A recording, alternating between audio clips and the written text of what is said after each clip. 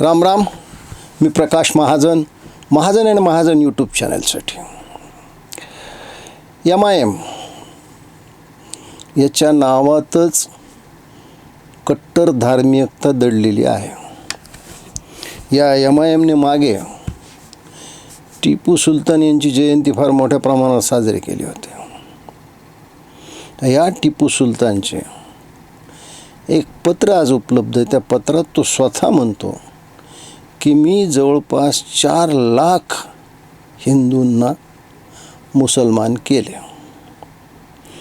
आता MIM किंवा देशातला मुस्लिम समाज त्याला थोर देशभक्त जरी म्हणत असला तर या टिपू सुलतानचं एक पत्र अजून आहे, ज्याने अहमद शाह अब्दालीचा नातू आझमशहाला पाठवलं होतं की तुम्ही तिकडून या, मी दक्षिणेतून येतो आणि आपण या मराठ्यांची मस्ती जिरवू, असं एक पत्र आहे. त्या अर्थाचं पत्र आहे. या टिपू सुलतानच्या काळात एक म्हण कर्नाटकात खूप गाजली होती, मारून मुटकून मुसलमान करणे.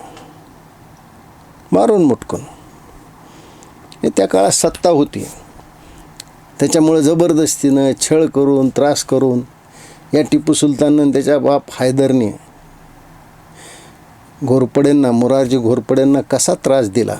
गुत्तीचे सरदार, मराठ्यांचे सरदार, या इतिहासात पानोपानावर ते लिहिलेलं आहे. पण मारून मुटकून मुसलमान करणे ही म्हण टिपूच्या अत्याचारानंतर प्रचलित झालेली आहे. आता तशी तर काही सत्ता यांच्याजवळ राहिली नाही. मारून मुटकून तर मुसलमानी करू शकत नाहीत. मग यांनी काय केलं, आमच्या हिंदू असह्य तरुण आणि तरुणींना जाळ्यात ओढण्याचं काम सुरू केलं. मग कुणी आर्थिकदृष्ट्या अडचणीत असतो, कुणी संसारात असते पण आपल्या पतीपासून सुखी नसते.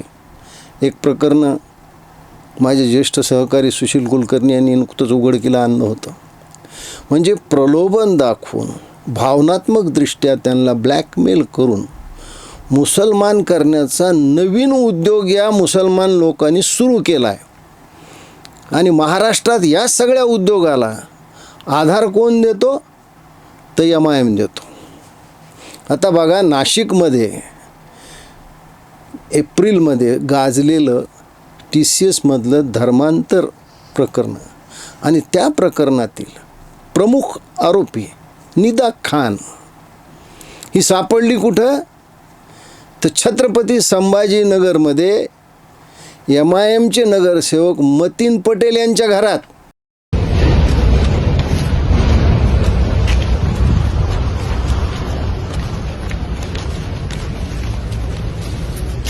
आणि काही दिवसापूर्वी MIMचे माजी खासदार इम्तियाज जलील फार तिची बाजू घेऊन बोलत होते.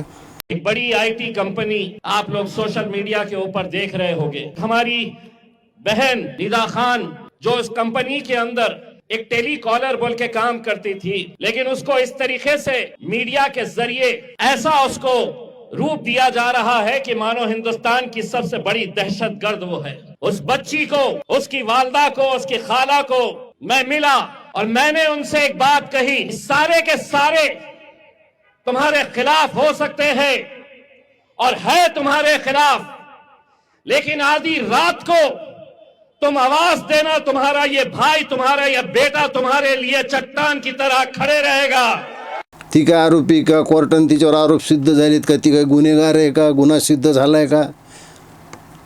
कारण कसं इम्तियाज जलील प्रसारमाध्यमात असल्यामुळं, पत्रकार असल्यामुळं त्यांना ती एक कला आहे आणि त्यांनी तिची बाजू मांडायला सुरुवात केली.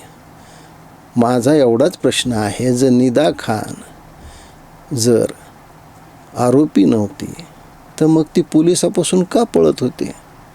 ते स्वतःहून पोलिसापुढे जायला पाहिजे होतं. पण गेली 25 दिवस ती फरार होती. महाराष्ट्रातल्या जनतेला, विशेषतः हिंदू लोकांना मी सांगू इच्छितो की MIMने महाराष्ट्रामध्ये पहिल्यांदा पाय रोवले ते नांदेडमध्ये आणि दुसऱ्यांदा पाय रोवले ते संभाजीनगरमध्ये, छत्रपती संभाजीनगरमध्ये. आज त्यांचे जवळपास 33 नगरसेवक आहेत. 33 नगरसेवक आहेत. मला सांगा, या जातीवादी पक्षाने अशा गुन्हेगाराला आधार देण्याचं काम सुरू केलं आहे का काय मग? कारण यांच्या दृष्टीनं तर ती त्यांची धार्मिक बहीण झाली आणि मतीन पटेलने तिला आपल्या घरात आणून ठेवलं आणि पोलिसांनी मतीन पटेलच्या घरातून तिला अटक केलेली आहे. वरवर प्रकरण हे फार सोपं वाटत असलं तर एवढं सोपं नाही आहे. धर्मांतर करणं, एखाद्याला प्रलोभन दाखवणं, एखाद्याला जबरदस्ती धर्मांतर करणं हे मनुष्यवादा इतकंच पाप आहे, मनुष्यवादा इतकंच गुन्हा आहे. आता आपण मानलं पाहिजे. वेळीच जर ह्या MIMची नांगी नाही ठेचली तर पुढा हा सर्प आपल्या सगळ्यांना डसल्याशिवाय राहणार नाही.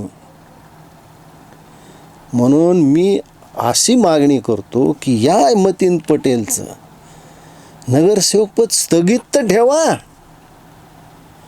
भारतीय जनता पक्ष आणि शिवसेना आणि उबाटा गटाचे सुद्धा नगरसेवक, जेवढे हिंदू नगरसेवक आहेत त्या सगळ्यांना मी आव्हान करतो, तुम्ही सगळ्यांनी ही मागणी करा. त्या मतीन पटेलला महानगरपालिकेच्या कारभारात ढवळाढवळ करू देऊ नका, त्याला भाग देऊ नका. याला वेळीच आपण आवर घातला पाहिजे.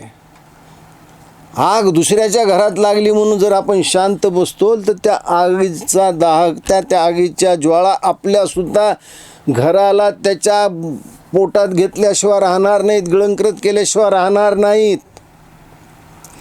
हा इम्तियाज जलील गेली कित्येक वर्ष, माहीत नाही आता काय, मराठवाडा मुक्ती संग्रामाच्या कार्यक्रमाला 17 सप्टेंबरला जात नव्हता, त्याला मान्य नव्हता. हा इम्तियाज जलील औरंगजेबाचा समर्थक आहे. ज्या औरंगजेबाने आमच्या शंभू बाळाचे हाल करून त्यांना मारलं. 25 वर्ष उभा महाराष्ट्र यांनी बेचिराग करून सोडला. त्या औरंगजेबाचा हा समर्थक आहे. मला सांगा, कासिम रजवीनं स्थापन केलेली संघटना असुद्दीन ओवैसीच्या आजोबाच्या हातात त्यांनी दिली. त्याला 10 वर्ष शिक्षा झाली. कासिम रजवी 10 वर्ष येरवड्याच्या जेलमध्ये होता आणि तिथून सुटून आल्यावर तो कराचीमध्ये गेला आणि गाड्यावर केळे विकू लागला. तिकडे त्याला काही फार भाव दिला नाही, कारण शेवटी मुहाजीर होते, तिकडून गेले, आपल्याकडून गेलेले मुसलमान. तिथल्या मुसलमानांनी फार भाव दिला नाही. याचे पुढे हाल खूप झाले. पण जाताना जो विषवल्ली इथं त्यांनी लावून गेला, त्याचा अकराळ विकराळ रूप म्हणजे आजचं MIM आहे. म्हणून या MIMची नांगी आम्हा सर्व हिंदूंनी एकत्र येऊन ठेचली पाहिजे. राजकीय मतभेद विसरा. जर नाही विसरताल तर तुमच्यासुद्धा नशिबी हेच लक्षात ठेवा. एवढंच या प्रसंगी मी सांगू इच्छितो.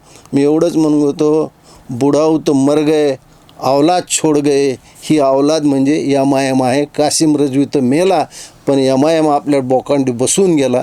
एवढं लक्षात घ्या. धन्यवाद.